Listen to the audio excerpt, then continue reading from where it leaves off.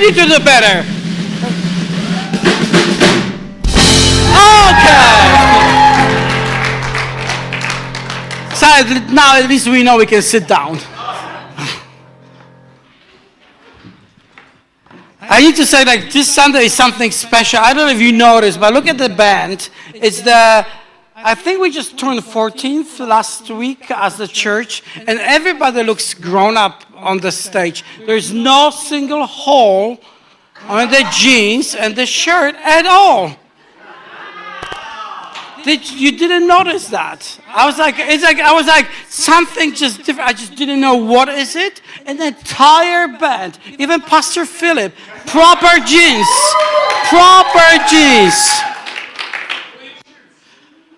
And then, yeah, it's like, wow, it's, officially we are grown-ups as a church. I'm just saying. We'll see next Sunday what will happen. They were like, the challenge is accepted, so we'll see. So it's good to be in the church, right? It's as Brandy said, it's sunny, it's beautiful, and the truth is, we shouldn't be like celebrating. Oh, it's good that you choose church.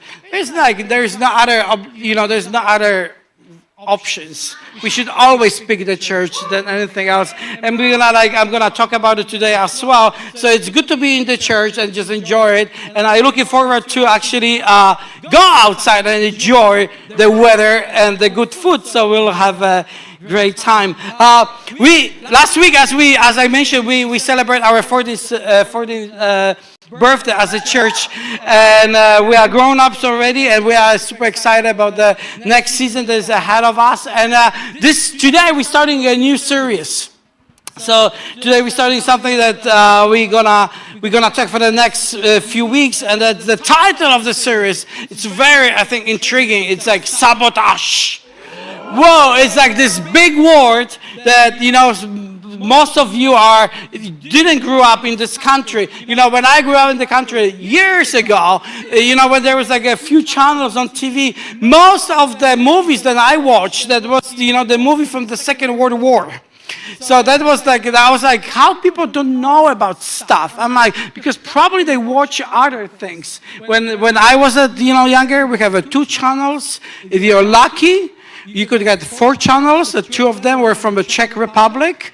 So you have the Czech channels. You could watch some cartoons from there. So I grew up in this, watching the movies, and most of the things, and like when there was the war movies, they were talking about the Polish people rising up against the Germans, the Nazis, and they were very involved in like sabotaging, the enemy. So they were doing the small things just to make the life of the enemy just worse. So they were just doing crazy stuff. They were working on the street. They were doing very small things. They were painting on the walls or making the signs just to do things. And it was this little sabotage they were doing, over there. Then we just, we knew that they were doing more stuff. And now there is a war in Ukraine, and we read about that. But today I want to talk about the sabotage that sometimes, it's happening in our life, and then we don't pay attention. And I think that's what even before, like when Brandy was talking about the worshiping, that if we don't pay attention, like deliberate when we worship, that's His worth of our praise. So we need to be focused about it. Sometimes we don't even look about our life, that there is a sabotage going on, and we are involved in this as well. So I want to challenge us, and I want to talk to us that we actually look for things that we probably, even ourselves, we are involved, that we sabotaging our life and our destiny.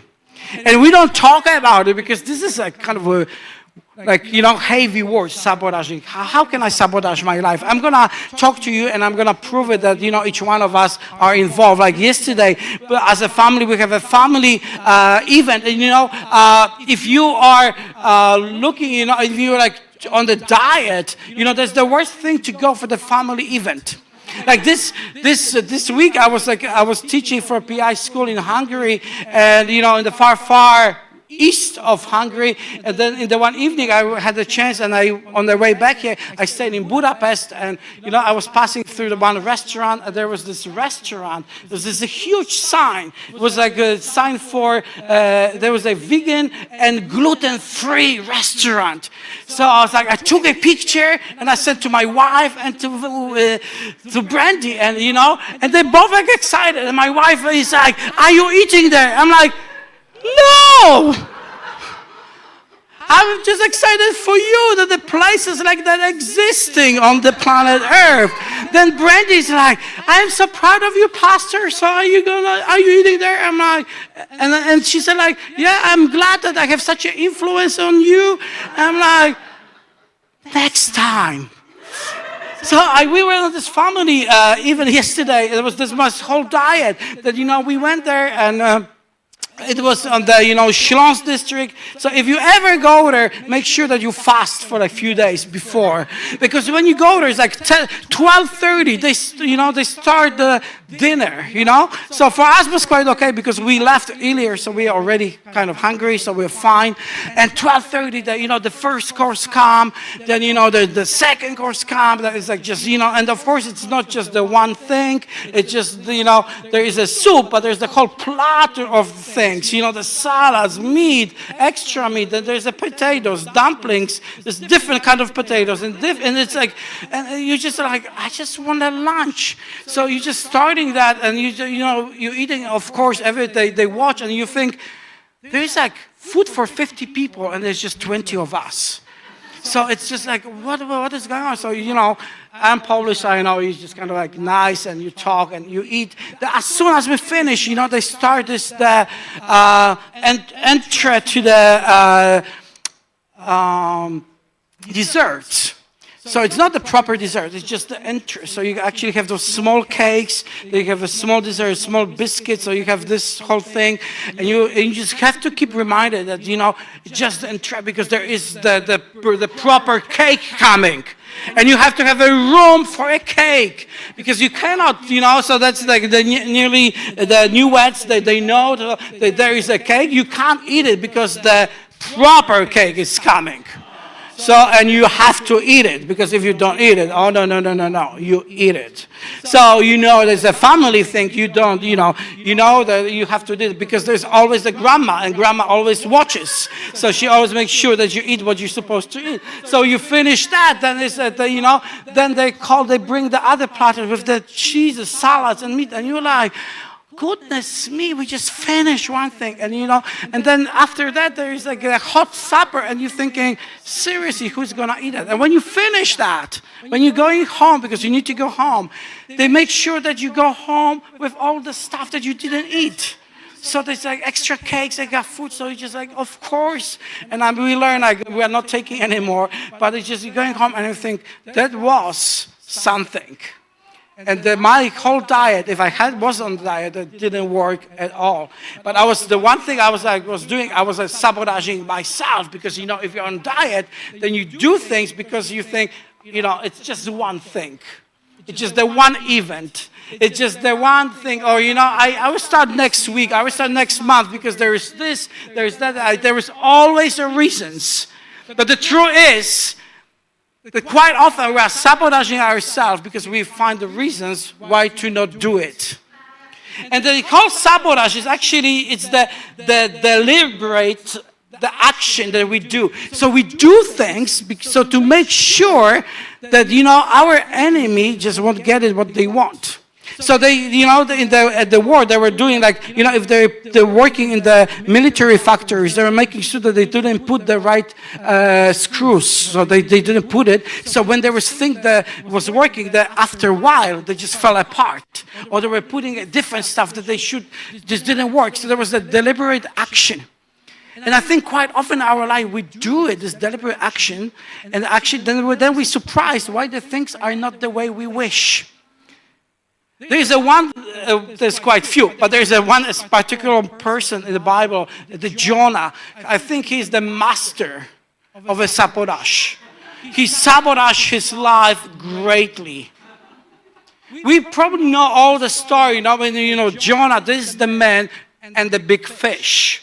So do you know what I'm talking about? This is the man. So there's a Jonah that, the one that God spoke to him, and he told me, I want you to go to Nineveh. I wanted you to go to preach. The Nineveh, it's the city, it's the region where they sin greatly, and it's a very bad city. But I want you to go and talk about my goodness, about my grace. I want you to call them to repent, to come back to me. And and Jonah was the one that he actually started sabotaging God and his destiny. He started doing stuff against his own destiny. It's not just what God called you, because we all know that God put destiny in our heart. So he was doing this against, and instead of going to Nineveh, he started running away. So he got on the one ship, and then he was going away, and then there was a storm came, and they did some kind of guessing who is guilty. So they find out that Jonah is the guilty one. So they throw out Jonah from the ship, and they were saved, but Jonah got to the sea. And when he got deep to the sea, and I think he got to this place when he started realizing that he's actually, gonna die. And we thought sometimes in our life there is a bad thing happen, and then we think the never worse can come, then the other things start happening. We call it it's go even deeper and deeper. So then we read about this big fish that came and ate Jonah, and the Jonah was in the stomach of this big fish. And that's finally Jonah decided to think and pray. And what is interesting when we read this, I encourage you to open the book of Jonah. He finally gets to this place, and it's interesting when the Jonah starts to pray. He knows that he is in the stomach of the fish. And he knows that because he was running away. And the thing is that the one thing that he's not doing, he's not crying to God like, why? Because he knows. But quite often I think we're still crying why. Even we're sabotaging our life, but we still cry why. We still do that. Why I am so fat? Why I can't do this? Why can't I speak Polish? Oh, you're laughing. Oh, because I maybe didn't learn. Why I can't speak English or Spanish? And we sabotage our life. Even we know sometimes God speaks to us, but we don't do it because we find reasons. And Jonah just got to this place, and he's in the fish, and I don't think any of us would like to be there. He's like in the fish. There's, he doesn't know. I mean, he probably knows he's going to die. It's like, he didn't read the book before. So he didn't know it's like there is somebody who was in the fish already. So probably, I have 50% chance that I can be saved. No. He has no idea. He probably is thinking, I'm dying here. It's dark. It stinks. I can only imagine, because sometimes, the fish stinks from outside. And what about the inside? So then there's a Jonah, and he starts praying, and the prayer, it's just quite incredible, because he started describing, that he was running away from God. The waters, like from the 5th verse in the chapter 2, the waters closing over me to take my life. The deep surrounded me. Weeds were wrapped about my head. At the roots of the mountains, I went down to the land whose bars close up upon my forever. Yet you brought my life from the pit. O Lord my God, when my life was fainting away, I remembered the Lord, and my prayer came to you into your holy temple. Those who pay regard to the vain idols forsake the hope of steadfast love, but I, with the voice of thanksgiving, will sacrifice to you. What I have vowed, I will pay. Salvation belongs to the Lord. All of a sudden, he got revelation that there is his almighty God. That, he was called, and he turned back. He said, you are my God. I make my votes. You are my Lord. You are my God. So I'm going to serve you. And he's not crying for salvation. He said, my salvation is in you, but he's not crying, help me, help me, help me. He's focusing on him. And then the breakthrough comes. Then he's just comes, the fish just like releasing him. Then he's again free. Then we read in the next chapter that he goes to the Nineveh because God spoke to him again. You go, and he goes to Nineveh, and the whole entire city repents. What a story! Then he sits down and he's depressed because God has done what he promised. And he did things that he didn't like.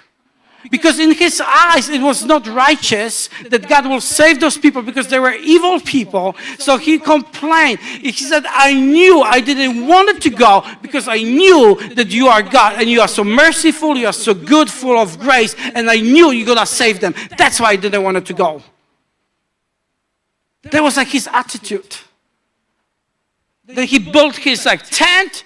Then, he sits there, he complains.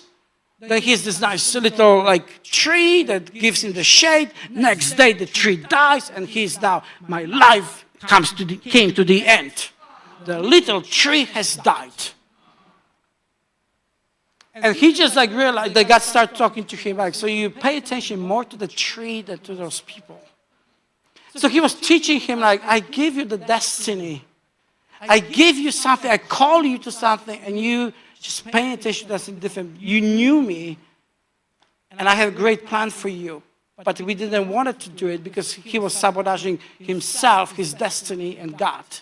And I think I want to talk to us, and I think sometimes, or maybe even quite often, we're sabotaging ourselves, and we are not reaching the destiny that God has for us. We're not doing what we're supposed to do only because for the few reasons. And I want to talk about those reasons. Because, sometimes we think it's easier for us if we don't do what we're supposed to do. Because it's easier. Or because we know. And you know what? And we know that God can do what he said he will. And we are afraid of that. Afraid of what? Afraid of God, that he will do what he promised that he can do, and he can do amazing things. And we're afraid that he actually can do these amazing things through you and through me. We're afraid of that. What if he will do it? I want to encourage you that each one of us today make a decision. I want to trust God. I want to put my trust in him. I want to do his will, not my will.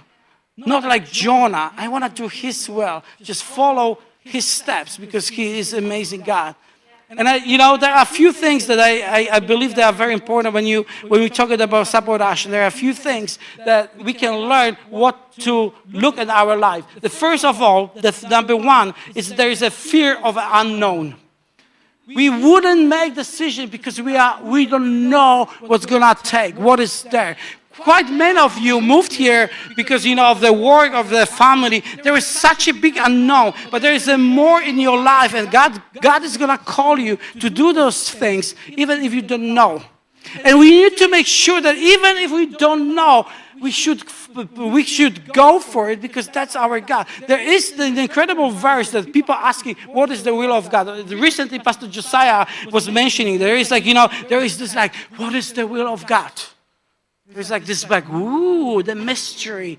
First two services, we have such a big smoke. There was a big mystery room here. So I could feel it it's a mystery everywhere. But there is the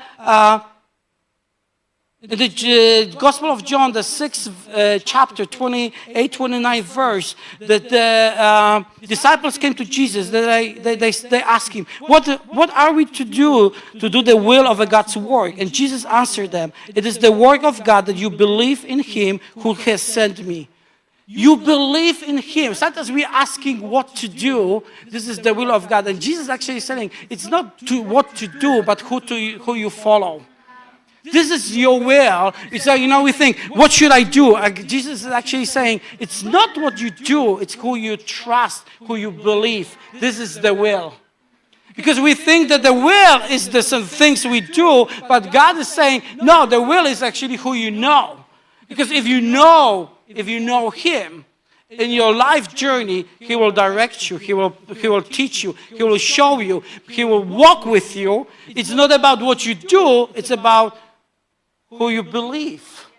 We as a people, we are people who want to do. If we do things, we think we have some worth. We are worth of something if we do things. But God's saying, no, if you belong to me, if you are mine and I'm yours, that was the whole worth. So we need to make sure that the fear of the unknown, it's not going to stop you. Don't think of the sabotage thing that you're like, I don't know what's going to be like. Last week we celebrated 14 years of our birthday. This week we finally get the banners that's supposed to come. Yeah, last week. We got them this week.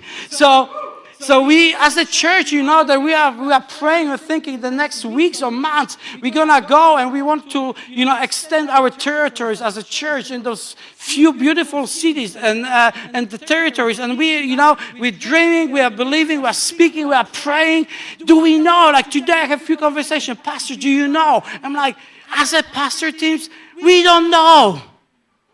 We don't know. It's like, how are you going to start? Like, we don't know. We have so many questions. When we came here with my wife 14 years ago to plant this church, I have a meeting with a few pastors in the city, and they were very nice, but they sat me down and they asked me, out of the care, they wanted to, ask me questions. They start asking me questions like, what you going to do? Who are you going to reach? What is your plan? Who's gonna, support your family? Where are you gonna work? They're like all good questions. But at that moment, I have zero answers. I have no answer for all of those questions. And they were great questions. But I felt stupid. I was like, I don't know anything. I just knew one thing, that I know who has sent me and he wants me to go. And there was this moment when we had to choose, if the fear of the unknown is going to stop us, or we still going to go even we don't know a thing. We could sabotage our life. We could wait for the things that we'll know, but then you don't need the faith. You don't need God.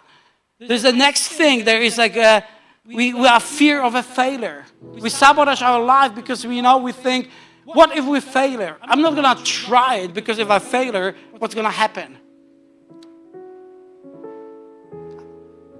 I will give you the incredible deep answer. What if it's not going to work? Do you know what is the answer? It's not going to work. Whoa. If you try and it's not going to work, it's simple, it's not going to work. So why do we have the fear that the thing's not going to work and we're not doing? Because what if this is not going to work? If it's not going to work, it's not going to work. If some of those places not going to work, guess what? It's not going to work. Are we going to cry? No. Maybe we'll have a laugh. Maybe we'll talk. Whose idea was it? But we'll give a go with a faith that what if God is with us? If it's not going to work, it's not going to work. And then we're going to try something else. Last week I was talking with Pastor Glenn and he said like, what about the Wooch? I'm like, well, we cannot do Wooch because it doesn't start with K. I mean, if we change the name of the Wooch to Kluch, then we can plant a church there. It's like, why do you have the 4K idea? I'm like, because it just sounds good. There's nothing deep about it. We just have a good idea. We want to go for it. And we don't want to have the fear of a failure. We want to take you all on a journey that we can all celebrate. But what if? When we came to Krakow, there were so many questions. Then 14 years later, we're celebrating what God has done. What about in a few years we will celebrate what God has done in Kiev, Kluch, and somewhere else?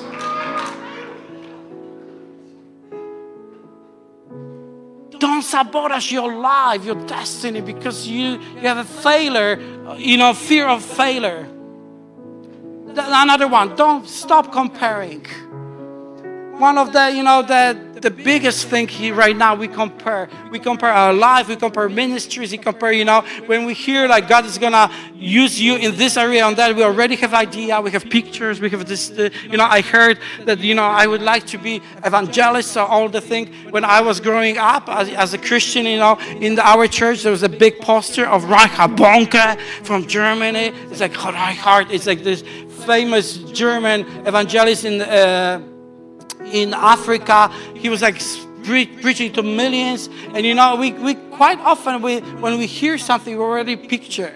And we compare. In the one services today, I said, like, you know, we're going to do something. And if you feel on your pray, you don't need to feel it. You want to be part of it, just do it. And one person came to me like, Pastor, when you start in Katowice, I want to serve in the coffee shop. And I'm like, are we going to have a coffee shop there? So, first time I'm hearing, but okay, good. You can do the coffee shop. We don't have a coffee shop. We don't think of coffee shop. We don't plan coffee shop, but it's okay.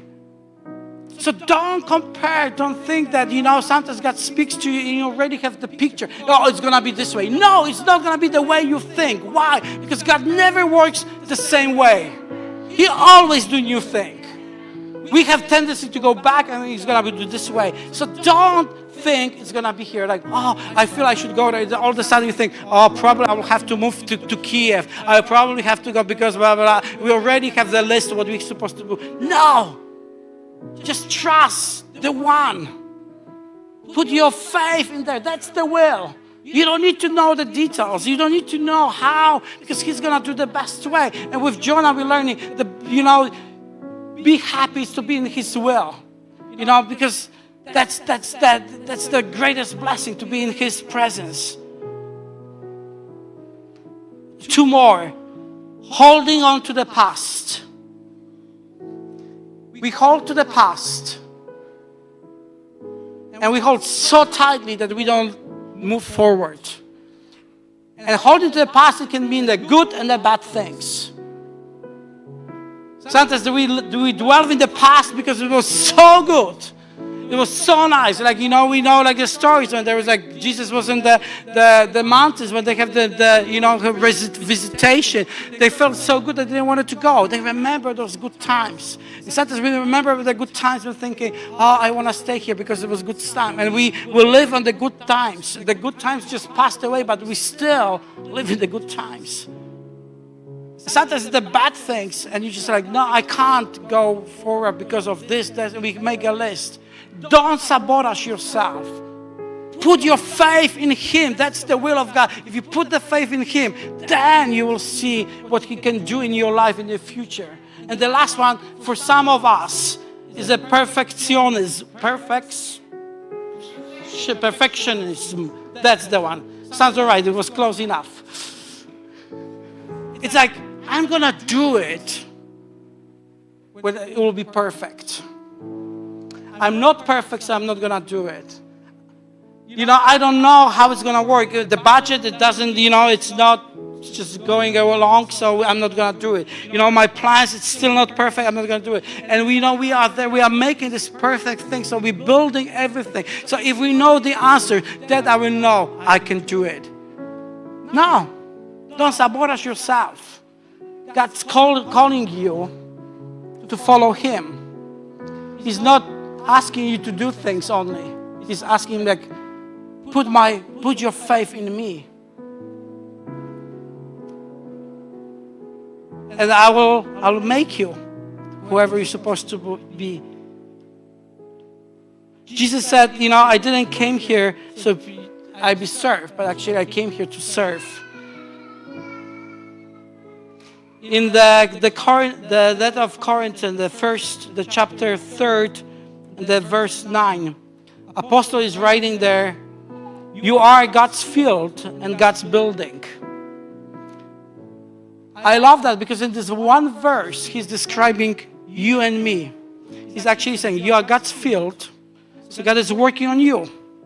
There's things to work, to bring the fruit. There's lots of things to do, but at the same time, you are His building.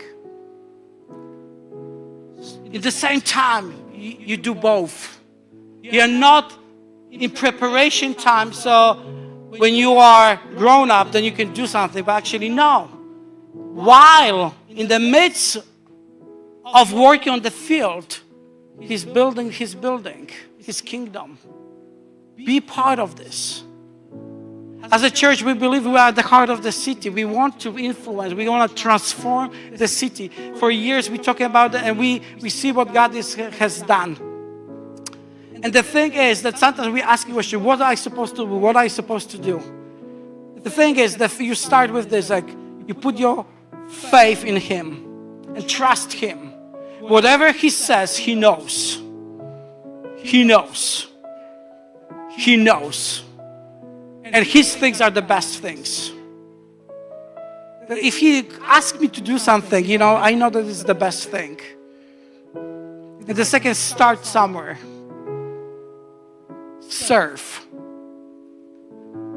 A few years ago, when I first time went to the city hall, I met with one of the vice presidents, and I have a meeting, and I talked to the person, and my question was, how we can serve you? That person almost fell down from the chair. She said that you are the first person in my life, in this office, who came not to ask for help, but came to bless. Now, as a church, we're serving in many areas. We're encouraging you to help us to work, to serve. We're running 3 family clubs in the city for the parents with the small kids. We want to serve these communities here. The moms and the fathers who looking to connect with others. We run the senior center. We run the youth club. We try to get to the different places. And next week, we have this incredible opportunity that once a year there is the fest, the family fest, put by the city.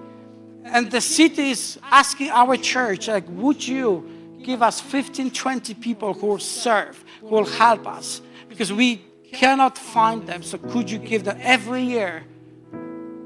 We have 15 to 20 people. A few years ago, when the church was smaller, we took our people from here and we all went to serve. We said, this is our church.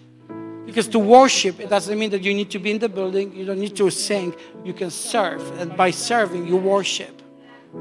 You can maybe find a place and you think I don't know, but there is something about Kielce or Cluj or Katowice or whatever is there. And in the next few weeks, you will hear more. Then you say I want to try. Don't put these things that will sabotage your life and your destiny, but actually trust the one. And I want to encourage you, on the back on this, on the room, on the black table, there was a terminal. There is a list. Next Sunday, we're looking for people, as I said, who will serve. Do you speak Polish? Maybe some, but we need people who will help to carry stuff, to give away balloons and stuff other. So we're helping the city. By helping and serving the city, we're actually bringing His kingdom. So many times when I go to the city office, they talk about this church like nothing else. They say we have never heard of any church like that. We always can count on your help. They even ask, can you as a church buy balloons because we didn't budget, we didn't put this on the budget, and we need it, and we cannot ask anybody else. Could you do that? And sometimes it's few hundred, sometimes the 1,000 zloty makes such a big difference. Sometimes 3 hours of your life in the park, maybe with the family, walking around, smiling and giving things or helping people, you think it's nothing, but actually it is so much. You're serving the one and you're discovering the will even more and more. Because step by step on the journey, He will reveal more of Him to you, and you will learn more of yourself. I encourage you, if you just can give a few hours next Sunday, it means that maybe you won't come here. Whoa, shocking. But you can be in the park with a few other guys and you can serve the city. Because we are here not just for us, but to serve others. Just don't sabotage your life. Don't say that I don't know the will. I don't know what I'm supposed to do. There are a few simple things to start. And through the next months and years, you will discover incredible journey with our God. Because He's great. He's calling us for the great destiny. Wouldn't it be great if the story of Jonah would be like, wow, that was so exciting. Entire city turned to God. Instead of that, he was still like, it didn't go my way. It's such a bad story, actually. Isn't it? You know, seeing things that we all dream, and then there's this person like, I knew it. I knew it. Because my God, He's so good. It just didn't go according my plans. It didn't go according my ideas. Father, I just pray that we all learned how to trust you, believe in you. And I just pray that you will help us to discover even more the journey of discovering the call of you that you have upon our life, that our life will be great. In Jesus' name, amen. Hey, church, have an incredible